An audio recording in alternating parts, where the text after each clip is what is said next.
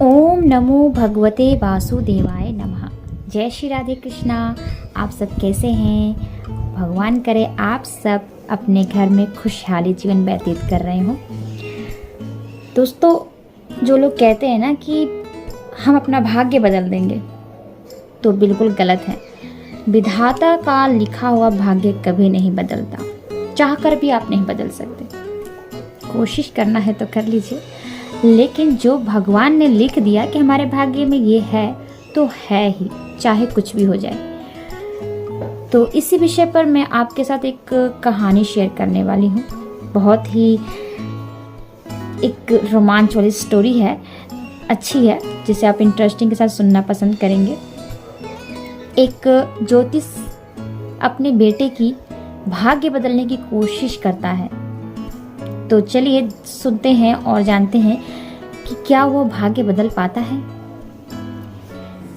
तो दोस्तों, बात ये थी कि एक ज्योतिष थे गांव में, त्रिकालदर्शी जिन्हें बोलते हैं, कि वो पहले ही बता देते हैं आपके भाग्य में क्या लिखा है। लोगों की भाग्य पढ़ते थे। बहुत सारे लोग दूर दूर से आते थे इनके पास भाग्य जानने के लिए कि हमारे भाग्य में क्या लिखा है। तो वो बहुत से लोगों को भाग्य के बारे में बताते थे कि आपके भाग्य में क्या है, क्या सही है, क्या गलत है, क्या होने वाला है। सभी उनकी बहुत प्रशंसा करते थे। उनके घर एक पुत्र जन्म लेते हैं। धीरे धीरे पुत्र जो है 7 साल का होता है। एक दिन वो अपने स्थान पर बैठे, आसन पर बैठे, सभी लोगों का भाग्य पढ़ रहे थे। तभी पुत्र सोचता है कि क्या कर रहे हैं पिताजी मेरे। देखता है कि पिताजी सबके माथे पर पढ़कर अपने जो पुस्तक है उससे देखकर उन्हें कुछ बता रहे हैं, उनके बारे में बता रहे हैं। पुत्र को बहुत इच्छा हुई कि मैं भी कुछ जानूं अपने पिता से। पुत्र जाता है, पिताजी मुझे भी अपने भाग्य के बारे में जानना है। पिता उसे टालते हुए कहते हैं, पुत्र अभी तो आप छोटे हो, अभी जानकर क्या करोगे, अभी आप खेलो कूदो, जैसे ही आप बड़े होगे मैं आपको आपके भाग्य के बारे में बता दूंगा। ये कहकर वो भेज देते हैं अपने बेटे को। बेटा उदास होकर अपनी माँ के पास चला जाता है। माँ भी उसे समझा देती है, बेटा भी कोई ज़रूरत नहीं है तुम्हें अपने भविष्य के बारे में जानने की। फिर 2-3 दिन ऐसे बीतता है। तीसरे दिन फिर बच्चा देखता है कि पिताजी अकेले बैठे हुए हैं, अभी उनके पास कोई लोग नहीं आए हैं, तो क्यों ना मैं फिर से एक बार बात करूं। फिर से हो जाता है कि पिताजी मुझे आप बताइए ना मेरे भाग्य में क्या लिखा है। पुत्र के जिद करने पर पिता कहते हैं, ठीक है बेटा यहाँ बैठो। उसे सामने बिठाते हैं और उसके माथे से जो है भाग्य पढ़ना शुरू करते हैं। जैसे ही भाग्य पढ़ते हैं वो एकदम हैरान से रह जाते हैं। वो देखते हैं कि अपने बेटे की भाग्य में देखते हैं कि लिखा क्या है कि उसकी जो शादी है एक नीच जाति की लड़की यानी कि मछुआरे की लड़की से होना है। सोचते हैं कि मैं इतना ऊंच जाति का हूँ, त्रिकालदर्शी ज्योतिष हूँ, और अपने पुत्र की शादी अगर मैंने एक नीच जाति की लड़की से कर दिया तो मेरा समाज में क्या मुंह दिखाने लग रहूंगा। ये सोचकर अपने पुत्र को कुछ नहीं बोलते हैं। पुत्र पूछता रहता है क्या लिखा है, बोलते हैं कुछ नहीं बेटा, बहुत अच्छा है, तुम सब कुछ ठीक है, और कहकर वहाँ से उठ के चले जाते हैं। काफ़ी देर तक सोच विचार करते हैं, पता लगाते हैं तो ये मछुआरा उनके गांव के दूसरे साइड में नदी किनारे रहता था। बहुत ज़्यादा सोचते हैं, कहते हैं कि जब मैं त्रिकालदर्शी हूँ, मैं जब भाग्य देख सकता हूँ तो मैं भाग्य क्यों नहीं बदल सकता, मैं अपने बेटे का भाग्य बदलूंगा। ये सोचकर वो पहुंच जाते हैं उस मछुआरे के पास। मछुआरे जब देखता है कि त्रिकालदर्शी जो है काशी नगर के, जो हमारे त्रिकालदर्शी ज्योतिष से हमारे घर पधारे हैं, तो वो उनको प्रणाम करके हाथ जोड़ के बोलते हैं कि अब बताइए आप किस कारण से हमारे घर पधारे हैं, आप मुझे बताते मैं चला आता, क्या बात है। तो वो बोलते हैं कि मैं यहाँ से गुजर रहा था तो मैंने सोचा तुमसे मिल लूँ, तुम्हारी घर 5 पुत्रियाँ हैं। बोलते हैं हाँ हमारे घर 5 पुत्री है। बोलते तुम्हारे घर अभी भी 6 महीने पहले एक कन्या ने जन्म लिया है। बोलते हैं हाँ मेरे घर एक कन्या ने जन्म लिया है। बोलते क्या नाम, उसका क्या नाम क्या है, चंद्रमुखी, उस लड़की का नाम चंद्रमुखी होता है। तो मछुआरा बोलता है हाँ मेरी छोटी बेटी जो भी 6 महीने पहले जन्म ली है उसका नाम है चंद्रमुखी। उसके मुख पे एक अजब से चंद्र की एक समान चमकता हुआ मुख उसका देखकर हमने उसका नाम चंद्रमुखी रख दिया है। तो बोलते हैं कि देखो मैं एक त्रिकालदर्शी हूँ, मैं सब देख सकता हूँ, इसलिए मैं यहाँ आया। मैं जा रहा था तो मैंने सोचा तुम्हें बता दूँ, तुम्हारे घर 5 पुत्रियों ने जन्म ले लिया, लेकिन एक भी पुत्र नहीं हुआ। क्या तुम चाहते हो कि तुम्हारे घर एक पुत्र जन्म ले, तुम्हारे आंगन में एक पुत्र खेले? देखिए, सबको पुत्र की कामना होती है। अब उसके घर 5 पुत्रियां थी, उसे भी कामना थी कि मुझे घर एक पुत्र हो, इसलिए उसने बोला कि हाँ मैं चाहता हूँ। तो बोलते हैं, जो ज्योतिष होते हैं कहते हैं कि तुम्हें पुत्र की प्राप्ति होगी, लेकिन जो तुम्हारी ये जो 6 महीने पहले जो बेटी जन्म ली है उसे तुम्हें यहाँ से हटाना पड़ेगा। मछुआरा कहता है, इतनी छोटी नवजात बच्ची को मैं क्या करूँगा, कहाँ हटाऊँगा? तो बोलते, सोच लो, अगर तुमने इसको नहीं हटाया तो तब तक तुम्हारे घर पुत्र जन्म नहीं लेगा। अब पुत्र के मुंह के लिए, पुत्र की लालच में उसने कहा ठीक है, मगर आप बताइए मैं क्या करूं? तब वो ज्योतिष कहते हैं, देखो मेरे घर तो पुत्री नहीं है, तुम मुझे दे दो, मैं इसे पाल पोस कर बड़ा करके शादी कर दूंगा, अच्छे से शादी कर दूंगा और तुम मुझे इसे पुत्री को दे दो। अब एक बेचारा मछुआरा ज्योतिष की बातों पर विश्वास करके वो दे देता है अपनी पुत्री को, और वो पुत्री को लेकर निकल पड़ते हैं। जब रास्ते में जाते हैं तो सोचते हैं कि मैं इसका वध तो नहीं कर सकता, अगर मैं इसे मारूंगा तो मुझे बालक हत्या की जो है पाप लग जाएगा। तो उन्होंने सोचा कि मुझे अब बालक हत्या नहीं लेनी है, पाप नहीं लेना, तो इसलिए वो एक बढ़ई के पास जाते हैं और वहाँ से एक सुंदर सा बक्सा बनाते हैं। बक्सा बनाने के बाद उस बच्ची को उस बक्से में रखते हैं और उस गंगा में बहा देते हैं। वो कहते हैं कि चलो, मुझे एक सर पर मेरे पाप नहीं लगेगा और ये बच्ची खुद ही डूबकर मर जाएगी। लेकिन भाग्य का लिखा या उस बच्ची को मौत नहीं और जीवित रखना था भगवान ने, इसलिए वो तैरते तैरते जो बक्सा था एक दूसरे गांव में, यानी दूसरे गांव में किनारे पर चली जाती है। वहाँ पर एक पंडित जो है स्नान कर रहे होते हैं, तो उन्हें बक्सा मिल जाता है। वो बक्सा खोलते हैं, देखते हैं उसमें एक सुंदर सी बच्ची है। वो कहते हैं, मैं इतने दिन से निसंतान था, शायद इसीलिए गंगा मैया ने मुझे ये बच्ची प्रदान की है। घर ले जाते हैं और अपनी पत्नी को कहते हैं, देखो भगवान ने हमें ये बच्ची के रूप में एक संतान दिया है, इसे हम बड़ा करेंगे, अच्छे संस्कार देंगे, पढ़ाएंगे लिखाएंगे और खूब अच्छे से इसकी धूमधाम से शादी करेंगे। दोनों पति पत्नी मिलकर उस बच्चे की लालन पालन करने लगते हैं। और इधर जो ज्योतिष हुए वो सोचते हैं कि मैंने अपने बेटे का भाग्य बदल दिया, यानी कि उस बच्ची को मार दिया। अब मेरे जो बेटा है उसकी शादी एक मछुआरे की लड़की से नहीं होगा। तो जैसे जैसे बेटी बड़ी हो जाती है पंडित जी की, तो उनकी जो वाइफ होती हैं पंडिताइन, वो बोलती हैं कि सुनिए, अब हमारी बेटी जो है शादी योग्य हो गई है, कुछ करना होगा बेटी की शादी के लिए।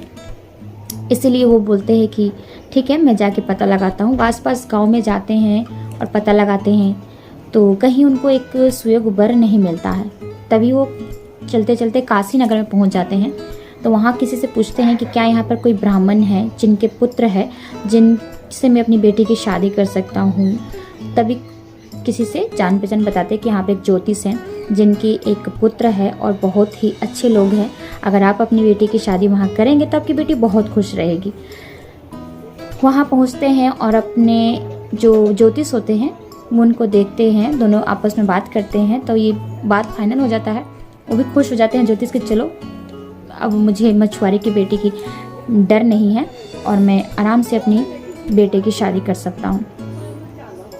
रिश्ता पक्का हो जाता है, सब कुछ होता है, शादी हो गए, घर चली आती है बहू। तो मन ही मन ज्योतिष बहुत खुश होता है कि मैंने अपने बेटे का भाग्य बदल दिया।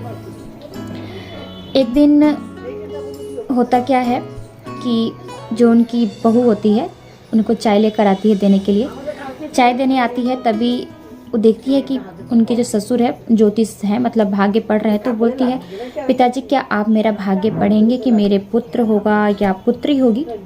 ये सुनकर जो ससुर जी होते हैं बोलते हैं ठीक है। चाय पीते हैं, उसके बाद वो भाग्य पढ़ने के लिए शुरू करते हैं। बोलते हैं सामने बैठो और उनके माथे को पढ़ने के लिए शुरू करते हैं। तभी देखते हैं उनको वो जो लड़की है तो मछुआरे की लड़की है और उसकी शादी मेरे बेटे से हो गई।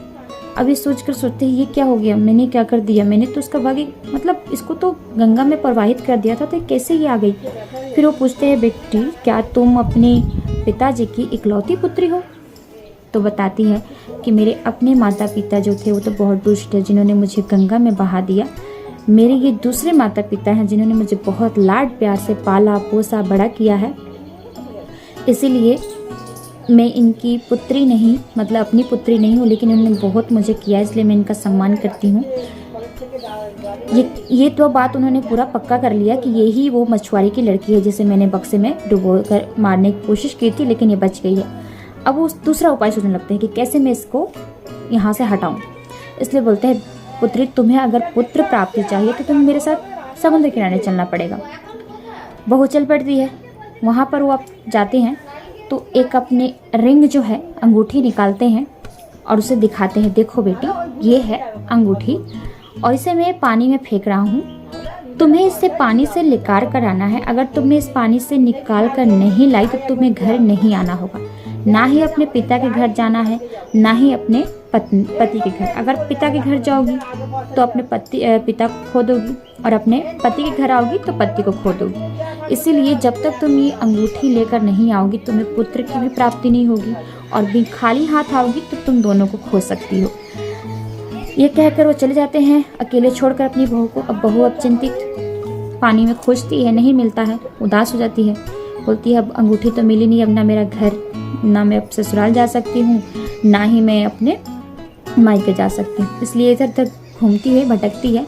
तभी एक राजपूत परिवार उस रास्ते से गुजर रहे होते हैं। राजपूत परिवार के जो मुखिया होते हैं देखते हैं, बोलते हैं बेटी तुम इस घने जंगल में क्या कर रही हो? तुम्हें पता है इसमें कितने जंगली जानवर होते हैं जो तुम्हें खा सकते हैं।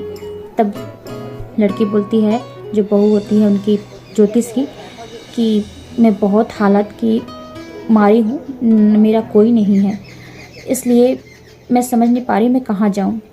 तो जो राजपूत के जो मुखिया, यानी कि जो राजपूत के मेन परिवार के मुखिया होते हैं, बोलते हैं तुम मेरे साथ चलो। वहाँ जाते हैं, उसे अपने घर में रख लेते हैं खाना बनाने के लिए, अपनी बेटी बनाकर। तो इसी तरह से काफ़ी दिन बीतने लगता है। तभी कुछ दिन बाद जब वो पंडित जी के जो ज्योतिष होते हैं उनके पुत्र घर वापस आते हैं तो पूछते हैं मेरी पत्नी कहाँ है? तो ज्योतिष उन अपने बेटे से झूठ बोलते हैं कि वो गंगा जी में नहाने गई थी और वहीं पर डूबकर मर गई, वापस नहीं आई। कुछ दिन बाद जैसे जैसे खबर फैल गया कि उनकी बहू मर गई है, तो आसपास के पंडित लोग की जो है बच्चों की जो बेटे की वहाँ पर बहुओं की बेटे की शादी के लिए इधर उधर बात फैलने लगी थी। तो अब पंडित जी जो ज्योतिष थे वो अपने बेटे की दूसरी शादी कराने लगे थे। तो एक पास के ही जो है वहाँ के एक पंडित आते हैं अपनी पुत्री का हाथ लेकर के, हम अपनी पुत्री का शादी करना चाहते हैं अपने आपके पुत्र से। इस बात को मान जाते हैं पंडित जी, लेकिन बोलते हैं कि हमारी एक शर्त है, पहले मैं आपकी बेटी को देखना चाहूँगा, कैसी है आपकी बेटी। उन्हें इस बात का डर था कि कहीं फिर से वही मछुआरी की बेटी ना आ जाए, इसीलिए उन्होंने ऐसा बोला। फिर ये सारा बात फाइनल हो गया था। तो जो पंडित जी ने बोला था ठीक है आप मेरे गांव आकर मेरी बेटी को देख सकते हैं। काफ़ी दिन बीत गया था और राजपूत जो ले गए थे उनकी बहू को, ज्योतिष की बहू को, भी वहाँ पर बहुत अच्छे से रहने लगी थी, खाना बनाने का काम करती थी। एक दिन क्या हुआ, जो अंगूठी पानी में गिरा था उसे एक मछली ने निगल लिया था और मछली जब उस अंगूठी को निगल गई तो मछुआरे जो वहाँ के थे वो बहुत सारी मछलियों को इकट्ठा करके बेचने जा रहे थे। तो राजपूत के घर से, राजपूत के मुखिया जो थे उन्हें बहुत मछली पसंद था, इसलिए उनके घर से ऑर्डर आया हुआ था कि हमारे घर कुछ मछलियाँ दे के जाना। तो वो मछलियाँ जो होती है लेकर जाते हैं, उसमें से जो मछली निकली होती है अंगूठी वो उनके घर पहुँच जाती है। फिर वो उनको बुलाते हैं, अपनी जो ज्योतिष की बहू होती है उनको बुलाते हैं कि बेटी क्या तुम मुझे मछली बनाकर खिला सकती हो? तो ज्योतिष की जो बहू होती है वो बोलती है कि मैं तो मछली खाती नहीं, लेकिन पिताजी मैं आपके लिए बना दूंगी। और लेकर जाती है किचन में और जैसे ही काटती है तो उसके पेट से वो अंगूठी मिल जाता है। वो बहुत खुश होती है कि चलो अब मैं अपने पति के घर जा सकती हूँ, कि मुझे अंगूठी प्राप्त हो गई है और अब मुझे पुत्र रत्न भी प्राप्त होगा। ये कहकर वो सोच रही होती है। तभी जो पंडित जी होते हैं निकले होते हैं अपने बेटे की शादी के लिए लड़की देखने। तो सोचते हैं कि क्यों ना जो राजपूत जो होते हैं उनके बहुत ही घनिष्ठ मित्र होते हैं, पक्के मित्र होते हैं। तो कहते हैं बेटा हम लड़की तो बाद में देख लेंगे, पहले अपने मित्र से एक बार मिल लेते हैं। यहाँ पर हमारे एक राजपूत मित्र है, बहुत ही प्यारे मित्र हैं, हमारे बचपन के मित्र, चलो मिलते हैं उनसे। वहाँ दोनों बाप बेटे पहुँचते हैं तभी जो राजपूत होते हैं उन्हें देखकर बहुत खुश होते हैं कि आप लोग आज रास्ता भूल गए, हमारे घर चले आए। तो बोलते हैं कि नहीं, हम इधर से अपनी बेटे की शादी के लिए जा रहे थे, तो सोचा आपसे मिलते जाएं। तो बोलते हैं कि तभी राजपूत बोलते हैं कि ठीक है बैठिए। और उनकी बहू जो थी, ज्योतिष की बहू, उसको बेटी बोलते हैं, बेटी कुछ चाय पानी का इंतज़ाम करो, हमारे घर मेहमान आए हैं। तभी वो लेकर आती हैं, जो उनकी बहू होती है, सामने देखती है कि मेरे ससुर जो मेरे पति बैठे हुए हैं। उधर से ससुर और पति देखते हैं कि ये तो हमारे घर की बहू, मतलब ज्योतिष जो हैरान होते हैं कि ये यहाँ कैसे पहुँच गई, मैंने इसे कहाँ से हटाना कोशिश की, फिर भी यहाँ पहुँच गई है। और तभी उनके बेटे की नज़र पड़ती है अपनी पत्नी पर। बोलते हैं पिताजी, आपने मुझसे झूठ क्यों बोला कि मेरी पत्नी मर चुकी है? आप मेरा दूसरा शादी क्यों कराना चाहते हैं? मेरी पत्नी तो यही है। अब ज्योतिष करे तो क्या करे, अंगूठी भी मिल चुकी थी। अब उन्होंने माथे पर हाथ रख लिया और बोले, भगवान के आगे मैं नतमस्तक हूँ, मैं कुछ नहीं कर सकता। मैंने तुम्हारा भाग्य बदलने की बहुत कोशिश की, लेकिन तुम्हारा भाग्य नहीं बदला। आज मैं हार मान लिया। उस विधाता के लिखे हुए भाग्य को मैं बदलने चला था। मैं कितना मूर्ख था। तब वो पूरी कहानी बताते हैं सभी से कि मैंने कैसे इस लड़की को बचपन से हटाने की कोशिश किया, लेकिन फिर भी ये मेरे घर की बहू बन ही गई। तो दोस्तों, ये थी कहानी कि ज्योतिष ने कितनी कोशिश की कि उनके अपने बेटे के भाग्य बदल ले, लेकिन जो लिखा था वही हुआ। इसीलिए हम लिखे हुए भाग्य को कभी नहीं बदल सकते हैं। आपको ये कहानी कितनी अच्छी लगी है ज़रूर बताइएगा। और ऐसी कहानी के लिए, मोटिवेशनल वीडियो के लिए हमारे चैनल को सब्सक्राइब करके, शेयर करके सब्सक्राइब कर दीजिएगा। और प्यारा सा कमेंट ज़रूर करिए और लाइक दीजिए, ताकि हम और मोटिवेट हों और आगे कहानी आपके लिए शेयर करें। चलिए, आपसे मिलते हैं अगली वीडियो में। तब तक के लिए राधे कृष्णा। आप लोग सभी खुश रहें।